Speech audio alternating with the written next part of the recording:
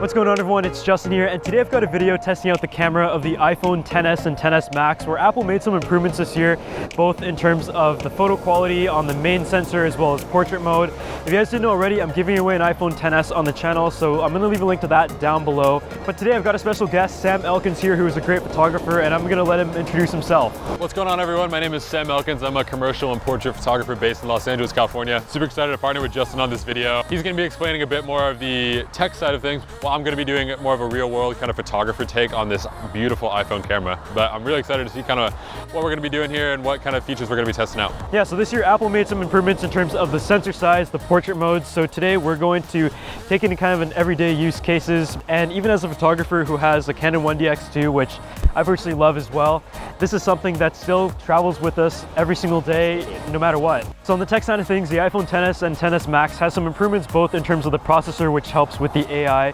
better portrait mode, but the camera itself, in terms of hardware, which I believe is the most important part, has also been improved. The sensor is now 32% larger, letting in 50% more light, which is very important. That's huge, especially coming from like a DSLR camera. You know, like people usually use those because of the large sensor and their ability to read the highlights and shadows. But with this camera, Justin's telling me that the highlights and shadows and the dynamic range is just incredible, and there's a really nice color palette to all the photos. So I'm really excited to kind of test those out.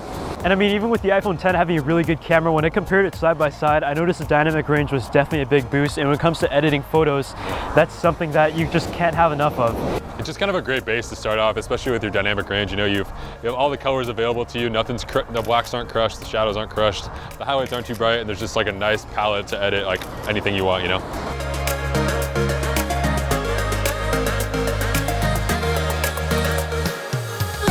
Some of the photos also turn out much better, obviously thanks to the smart HDR. And portrait mode also has the ability to change the aperture, which is a feature that is really cool, being able to switch from f1.4 to f14. Not exactly the same as a DSLR, of course, that costs thousands and thousands of dollars.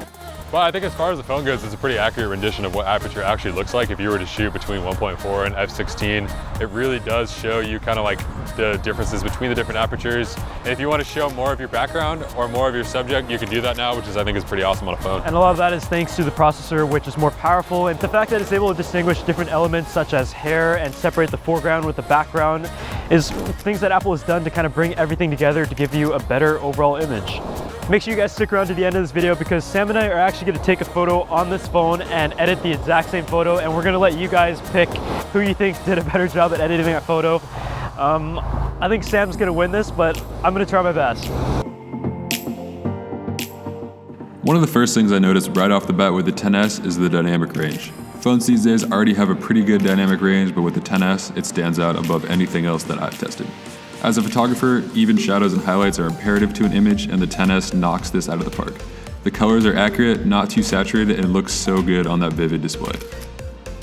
Secondly, the portrait mode is pretty incredible as well. The ability to adjust aperture after the fact is not only amazing in itself, but in my opinion, a pretty accurate representation of how aperture actually works. I found the sweet spot for portrait mode to be around f4 to 5.6 to give a more realistic look to your image.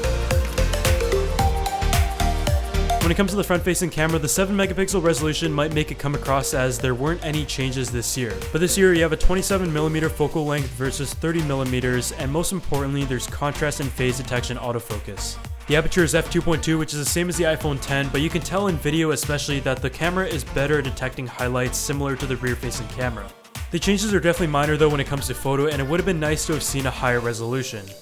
More of the improvements in the front-facing camera are found in video, where you will find stabilization for the very first time. In addition to the iPhone XS doing a better job at exposing the highlights once again when compared to the X, the side-by-side video of the front-facing camera held with the same hand shows a huge improvement when it comes to stabilization. So for anyone who does a lot of smartphone vlogging or shoots video on Instagram, then this is definitely a good improvement.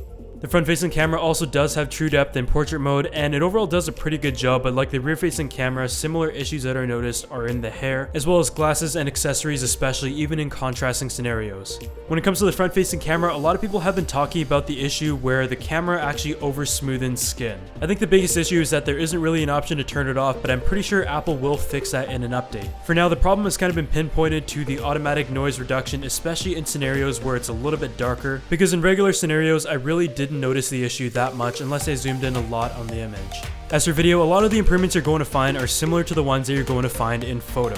The larger sensor is able to capture more light, giving you better dynamic range, and for people who grade their smartphone videos, this is going to once again be a good improvement. Overall, the video experience on iPhones from what I've seen have always been pretty good, whether it's stabilization, exposing, the white balance, and this year's ability to record stereo audio is going to be more important to others than some. Personally, I don't really care too much about stereo audio, but if you do a lot of landscape stuff like in this scene, then you might find the benefits of stereo audio in trying to re-represent the scenario.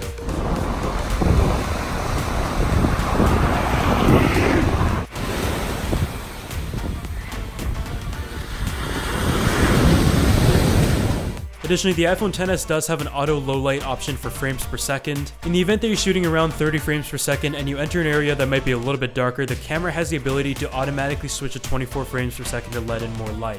All right, so it's now 15 minutes after sunset, and something that phones really aren't usually known for is their low light capability, but as Justin said, because of the larger sensor now, it reads those shadows, especially in low light when there's not a lot of light left. It reads them really nice. So the shadows have a nice detail to them. They still have actually the color of the waves, which I think is pretty incredible, especially this far after sunset. It just looks so nice, you know, like the ability to see those shadows and really pick them out without any grain is awesome. And I mean, as much as phones nowadays try to do the processing and post with noise reduction and everything, it really does all come down to the hardware. And I think with a larger sensor, you just never can have a large enough sensor, especially in a phone where everything is just so tightly packed. And this year, Apple did make the bump on the back of the camera a little bit larger, but for a better image, and if you're using a case, it's really something that's not that noticeable. What we're gonna do is we're gonna do like a test here between the 10 and the 10S, which is what Justin's holding. And one thing you're gonna notice right away, we're gonna hold our phones right at the beach right here.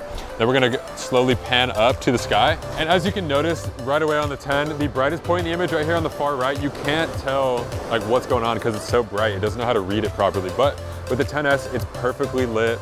The dynamic range is amazing, and also the details in the shadows on the waves, there's still color left. And I mean, Sam and I do take a lot of photos, and we know that you can manually just press where you want the highlights to go, but if you're just trying to get that shot, if you're in a moving car or something, you want to be able to just turn on your phone's camera and get that perfect photo, and I think in this case, we're able to do that.